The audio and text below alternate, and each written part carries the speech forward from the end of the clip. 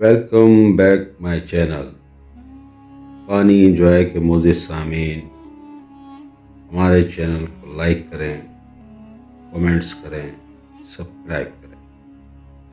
آج کی کہانی کافی دنوں بعد ہم اپلوڈ کر رہے ہیں، امید ہے آپ کو پسند آئے گی۔ یہ کہانی سننے میں کافی دل دکھا دینے والی ہے۔ اگر آپ کا دل کمزور ہے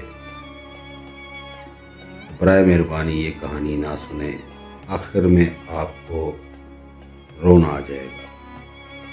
قدیم زمانے کی بات ہے، ایک سیب کا درخت ہوا کرتا تھا، بڑا تناور اور طاقتور تھا۔ اس درخت کے قریب ہی ایک چھوٹا لڑکا رہتا تھا۔ اس لڑکے کو روزانہ اس درخت کے پاس آنا اور کھیلنا اچھا لگتا تھا۔ وہ اس درخت کے اوپر چڑھتا، اچھل کود کرتا اور اس کے پھل توڑ توڑ کر اور پھر اس کے سائے میں سو جاتا۔ شروع میں اس بچے کی یہی درخت کو بھی اس لڑکے کے ساتھ کھیلنا اچھا لگتا۔ وقت گزرتا رہا اور لڑکا بڑا ہو گیا۔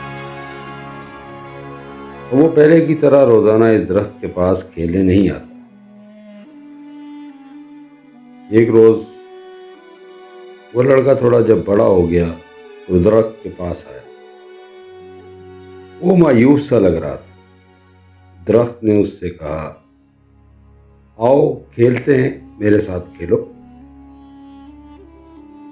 اس لڑکے نے کہا، اب میں بچہ نہیں رہا، اب میں بڑا ہو چکا ہوں، درختوں کے ارد گرد نہیں کھیلتا۔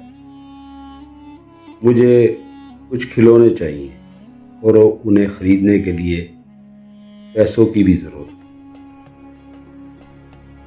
کیا تم مجھے پیسے دے سکتے ہو؟ اس درخت نے کہا، مجھے افسوس ہے، میرے پاس پیسے تو نہیں، لیکن میرے اوپر جو سیب لگے ہوئے ہیں تم انہیں توڑ کر بیچ سکتے ہو، اس کے بعد تمہارے پاس کافی پیسے آ جائیں گے۔ اس لڑکا نے بہت ہی خوش ہو کر سوچا، کیا بات ہے۔ اس نے درخت کے سبھی پھل جو سیب تھے توڑے اور ایک طرف کو چل پڑا، اور کافی دن وہ نوجوان واپس ہی نہیں آیا۔ درخت کو کافی مایوسی ہوئی۔ ایک دن وہ نوجوان پھر نظر آیا۔ اب وہ ایک کڑیل جوان ہو چکا۔ درخت بہت خوش تھا۔ اس نے نوجوان سے کہا، آؤ میرے ساتھ کھیلو۔ حسب توقع اس نے انکار کیا۔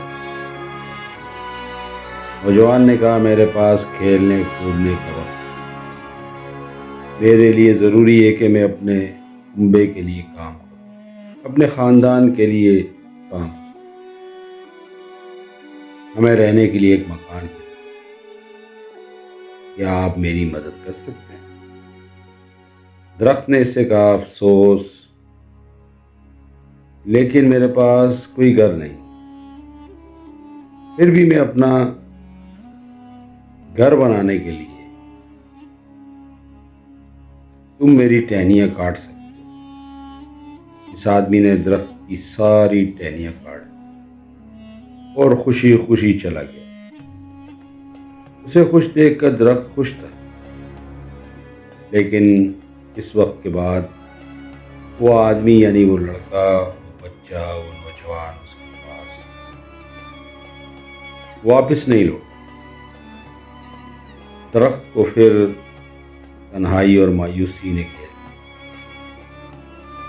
ایک دن پھر دھوپ نکلی ہوئی تھی، گرمی کافی زیادہ تھی۔ وہ شخص آیا، اسے دیکھ کر درخت خوش ہو گیا اور حسب عادت اس نے اس سے وہی کہا، آؤ میرے ساتھ کھیلو۔ آدمی نے کہا، میں بڑا ہو گیا ہوں، اور چاہتا ہوں کہ سمندر میں سفر کروں تاکہ خوشحال ہو جاؤں، وہاں مچھلیاں پکڑوں، اس کا بیوپار کروں، کاروبار کروں۔ اور اس نے درخت سے کہا، کیا آپ مجھے ایک کشتی دے سکتے ہیں؟ درخت نے کہا، تم ایک کام کرو، تم اپنی کشتی بنانے کے لیے میرے تنے کو کاٹ دو، اس سے تم بڑی کشتی بنا سکو گے جو دور تک سفر کرے گی، اور تم خوشحال بھی ہو جاؤ گے۔ آدمی نے کشتی بنانے کے لیے درخت کا تنا کاٹا اور سمندری سفر کے لیے نکل پڑا۔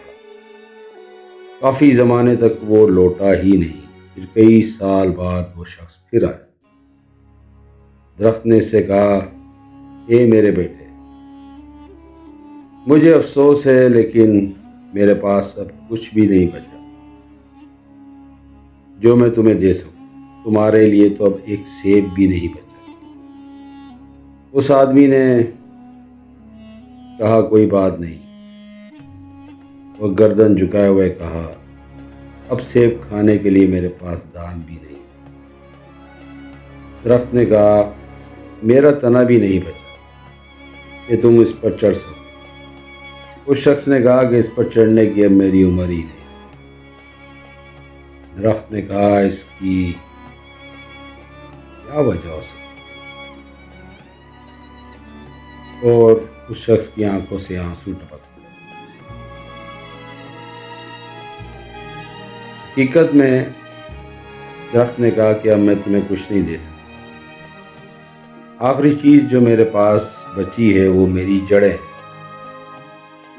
اس وقت اس آدمی نے کہا، اب مجھے زیادہ چیزوں کی ضرورت نہیں، اب مجھے ایک ایسی جگہ چاہیے جہاں میں آرام کر سکوں۔ زندگی بھر کام کر کر کے میں تھک چکا ہوں۔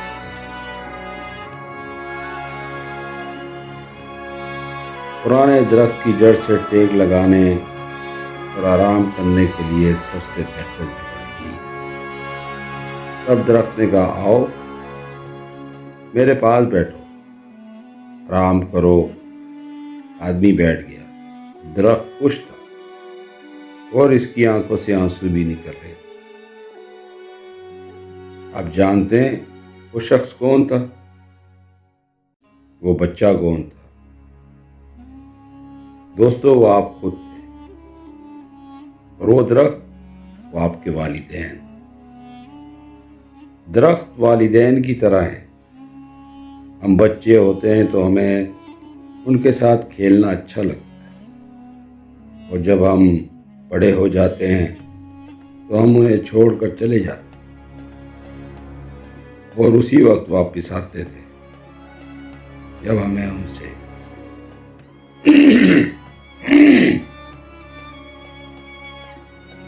ہمیں ان سے کوئی ضرورت ہو، کچھ بھی ہو جائے۔ والدین کبھی بھی اپنی قیمتی سے قیمتی چیز اپنے بچوں کو دینے میں دیر نہیں کرتے، جو ان کی آنکھوں میں ہی بسے رہتے ہیں۔ تو دوستو، کہانی آپ کو اچھی لگے، موٹیویشن لگے تو ہمارے چینل کو ضرور لائک کریں، کمنٹس کریں اور سبسکرائب کریں۔